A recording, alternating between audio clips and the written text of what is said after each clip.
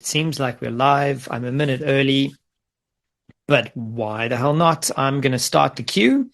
And the long and short of this session is really simple.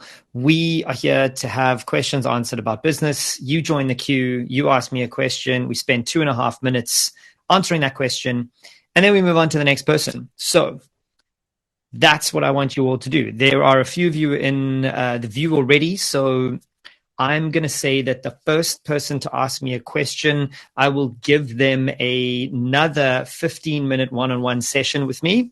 We'll book that in, and I will answer your question in more detail. So whoever asks me the first question gets 15 minutes one-on-one time with me for free at the time of your choosing in the next few weeks. So pop into the queue and ask me a question. Let's not waste any time.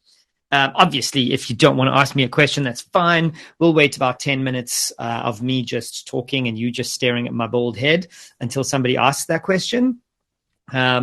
Or I'll continue to increase the prize for the first question until it becomes enticing enough for somebody to take me up on the offer. So right now, let's go.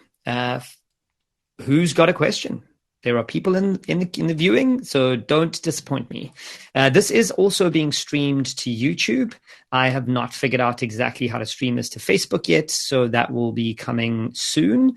So if you are on those platforms, thank you for joining and watching. But for now, we await the very first question. To those of you in the queue, please don't be shy. Join the queue and ask me a question. And to reiterate, whoever asked me the first question will get, let's say, 30 minutes of time with me off air, separately, one-on-one, at my expense to answer your questions about your business or your side hustle or anything else. So if you've got a question, hit me, join the queue and ask me a question.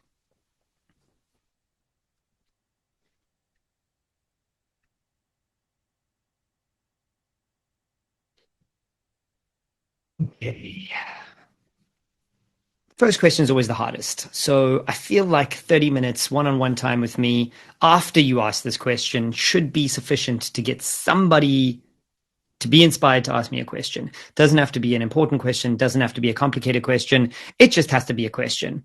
So pop into the queue, bottom right of your screen or top right, you'll see it there on the right-hand side of your screen, and ask me a question. Don't be shy. I won't bite unless that's your question. Gonna wait it out. Gonna wait it out. Do the awkward thing and wait it out until somebody asks me a question.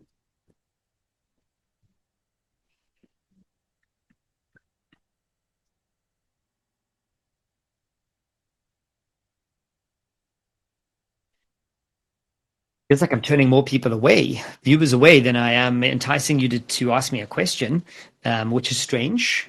Of those of you watching, what on earth would you like me to talk to you about? Pop into the queue, even if you want to prompt me to talk about something that is interesting you or on the top of your mind. Do that, and I don't mind. Don't even have to turn your camera on if you don't want to. So there are more of you join the queue. For those of you who have just joined, my name is Nick Haralambous. We are here to do an Ask Me Anything about your businesses Q&A session. I want to answer your questions, and the first person to ask me a question, I will give you 30 minutes one-on-one coaching time with me whenever you want in the next few weeks. So don't be shy. Join the queue, ask me a question, and you'll unlock free 30 minutes of my time. So do that. I am waiting with bated breath and deep anticipation for the first questions. There's got to be something. There we go. Sean, I mean, I feel maybe like that's cheating, but I'll take it. I'm not cheating, Nick. I promise. How are you doing? I'm good. I'm good. And as Good, you good, said good, that, we good. do have Good to hear. Radek in there Um, too. So you ask I, me your question, and then we'll move on to Radek. sorry, I'm on my mobile. We're just looking at the way map. Yeah. All Cool. right. Here's a question for you, if you still see me. Yep. How do I approach friends asking? Let's say I had a side hustle. Let's say I was a software developer, and now I have friends approaching me going, can you help me with this? Can you help me with that? I don't have much money. Can you do it, free of charge?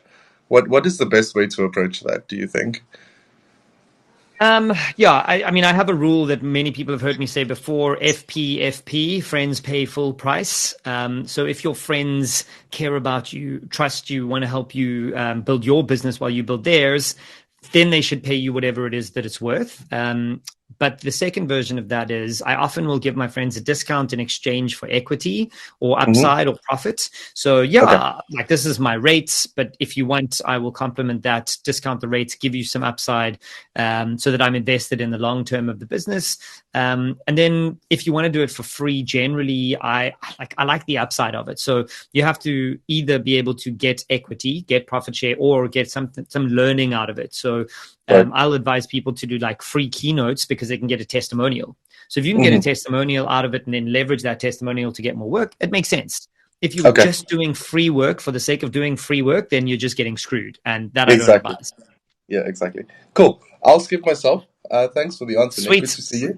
And Sure, good you luck. too, man. Cheers. Thanks. Hello. Can you Radek, see me? Yeah. how are you? Great. I'm I doing can great. see you and hear you perfectly. Okay, amazing. Yeah.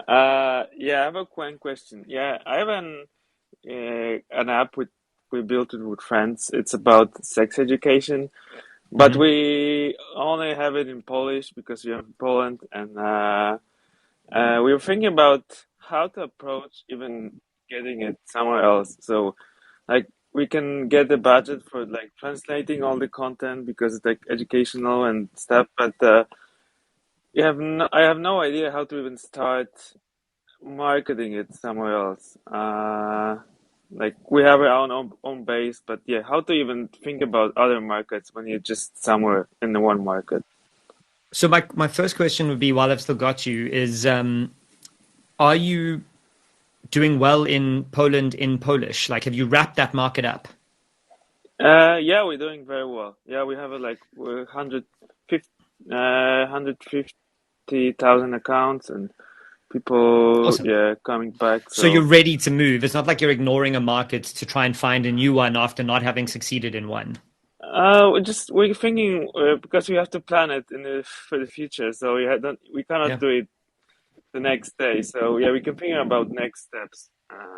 Yeah. So, I mean, I think in that regard, a mistake that a lot of app developers, businesses, entrepreneurs make early on is to go broad. Like, after this market, you need to go as broad as possible, hit the US, the UK, Germany, Europe. And I think that that's a mistake. I think that it's one calculated market after one calculated market. And you guys have got a lot of research at your disposal from UNICEF or wherever to figure out where sex education is needed the most, where people have highest access to internet, app downloads, fast speed, and disposable income to maybe pay you. You should correlate that research and then figure out what the best language is to get you the most reach in those markets. Then start figuring out who's your perfect customer, where do you find them, and how do you talk to them. Yeah, yeah, yeah. Probably yeah. That's a good tip to look up where it's needed because in Poland it's very needed. So that's why it was a good market for us to start. But maybe there are Yeah. places like this somewhere. Yeah, look, there's Uh, lots of, I can tell you now, there's lots of places with high levels of, you're gone, but if you want to pop back into the queue, Radek, please do that and we can carry on, but I'll continue answering. There are lots of emerging markets with high rates of STIs, with high rates of teen pregnancies, with high rates of requiring sex education. You can definitely find that research and cross-reference it with people who download apps, people who party a lot, or people, whatever the variables are, cross-reference those to find the markets and then figure out which language it is that you want to target, translate the app into that language, and then go maybe and get the most you can out of that. So yeah, that's kind of what I think. yeah, that makes sense. Yeah, we once got an offer from NGO to build an app for Honduras, like a clone. But we didn't want to do it also because yeah, we're busy and we weren't sure they were really genuine and like what was the goal, so we didn't do it. Mm. But yeah, that was kind of maybe I was like kind of it showed me that maybe there's some places far away that might Yeah. need something similar than what we do. I mean, not to be funny, but I actually probably have some connections for you in the Southern Hemisphere, in Southern Africa. A company called Precult. They've got Precult Foundation that is focused very heavily in the emerging markets in Africa on this kind of service. So they are an NPO that might be able to help you a lot. I also actually have a couple of links for you at UNICEF, more on the entrepreneurial side, but potentially to help you figure out what kind of market you should be targeting. So find me on LinkedIn, add me on LinkedIn, pop me a message, and I will hang us over to email and see where we go from there. Happy to help. Yeah, that would be amazing. Yeah, so yeah, I will find you today. Awesome. Yeah, LinkedIn is the most direct place. Send me a message. I will absolutely be able to get to you. But definitely that sort of link to people who've got lots of research, lots of data, and have done this before to maybe just ingest your services and promote it would be amazing. Because then you've got justification of an addressable market. So you can kind of translate into English, knowing you're going to get distribution, and it justifies the spend. Yeah, we also we have paid content, but we also build it for a mission. So we have a lot of free content for people who cannot afford it, like for younger. So we have content that is free and always be free. So we would be happy for someone to pay us to produce content in different language and ship it there for free if they pay us. Yeah, because we're also busy. We cannot make it everything for free. So of course. So Well, yeah. it sounds Okay. interesting to me. And yeah, hit me up on LinkedIn and let's connect. Fantastic. Thank you. Awesome. Thanks for asking the question. Ciao. Cheers. Finny. How's it going? So good, man. How are you? Good to see you. It's been a while. You too. How are you? How was Portugal? Portugal is amazing. No doubt. I'm sure that's not why you're here, though. No, but Portugal is great. I was like, I don't know, I kind of like Spain more. I enjoy Barcelona more than Lisbon. Except that's where Solana was, so that's where you were. Yeah. I mean, we're talking about location. Solana's doing great. I cannot complain about Solana. Me or neither. Render. I'm deep down that rabbit hole, bro. Have you dived into Render? Render is like I have amazing. as of today. Yep. Yeah. Okay. Great. So, okay, I got a question for you. I was chatting to some friends yesterday, and then I realized I left South Africa in 2008. Okay, it's a long time ago, and someone mentioned the fact that we still have load shedding in South Africa. Yeah, it's like 14 years in. How do businesses operate with this load shedding? Like, I haven't been there. I mean, I know it's like I don't live there now, but like, how is this like still going on, and businesses still dealing with it?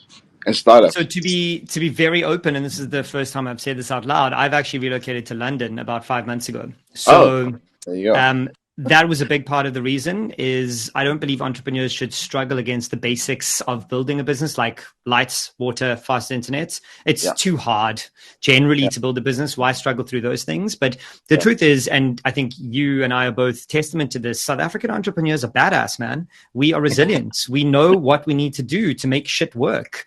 And then they do. Like, I mean, the basic cost of running a business with a generator goes up. So you just factor that into your cost price because you need a generator to run, or you move into office blocks that have backup internet, backup power. So it's a broken system, but the world revolves around the load shedding then, and buildings refactor, and solar becomes a real thing. And, it's going to shoot us forward, but I think it's going to get worse before it gets better. Yeah, you're right. It actually doesn't. The continuity issue is actually less of a concern. You're right, because basically the fixed costs just go up. Exactly right. And then, like your friends on the All In Pod say, then you get to this inflationary freaking cycle that is very concerning when the basic costs go up, the basic prices go up, and the demand and supply gets screwed up. So it's a complex thing. You're about to get kicked off. Sorry about that.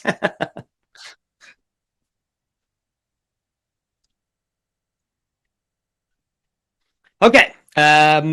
There are still a bunch of you in the queue, or viewing at least, not in the queue. So I'm still going to hang on here and answer some questions.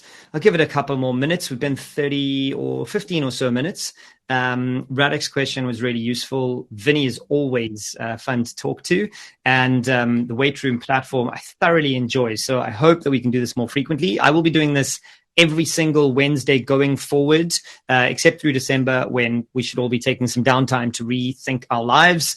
But the rest of this month into middle of December, and then from January, every single Wednesday. And it's worth telling you what I'm also doing on a Wednesday after this call.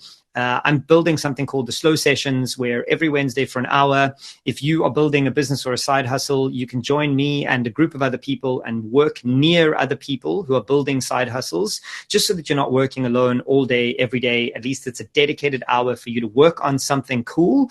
And every hour we will set our intentions, work for the hour, and then recoup and recover our intentions and see if we manage to get them done.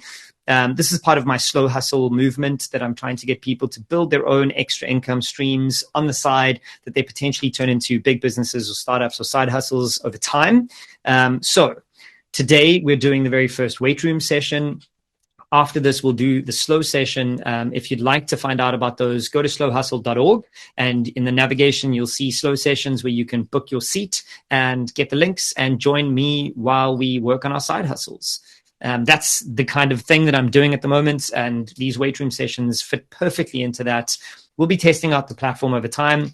2.5 minutes seems to be a bit short. Maybe the next one will make it 5 minutes, maybe 10 minutes in the future, and have deeper dives. But the idea is that every Wednesday, you have a place to go to ask someone questions about your business and any problems you might be having. So hit me up for no bullshit answers to the questions you might have.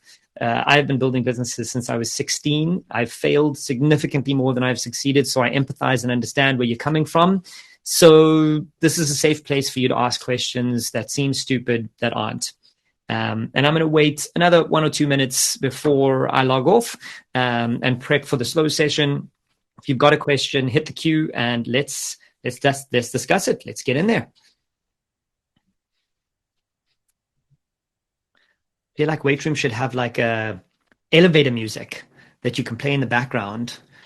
There we go. Sean got the first question and the last question. Dig it.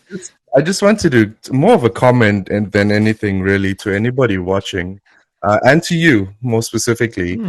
Last year when I met you, I told you that I had a fiance that was going through a very tough time because she owns a business in the travel industry, and obviously with COVID, it was super rough on the travel industry.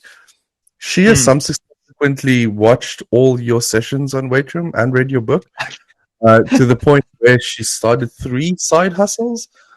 And one of them over last year has now paid our dividends throughout last year and this year to her. Dude, they're all very successful. To the point where she can now afford to cut down on that is her amazing. day and turn what was a 12-hour day into like almost a 6-hour day because she's bringing in the cash. So what a dream. We've got you to thank for that. But that's incredible. Thank you for saying that. I really, really appreciate that. Won't you do me a favor and send her the slow sessions or slowhustle.org link and tell her to sign up for a slow session, and she can spend an hour on a Wednesday working with other people like her and get to know the community. Will do. Like I said to you earlier this year, she's a little bit shy, but she doesn't even have to turn her camera on. She doesn't have to say a word. She just has to sit near other people who are building side hustles like she is. It's exactly why I've built this, because actually finding people like you are difficult. It's difficult to find like-minded people who just want to build stuff and not talk shit. And like, this is not a conversation.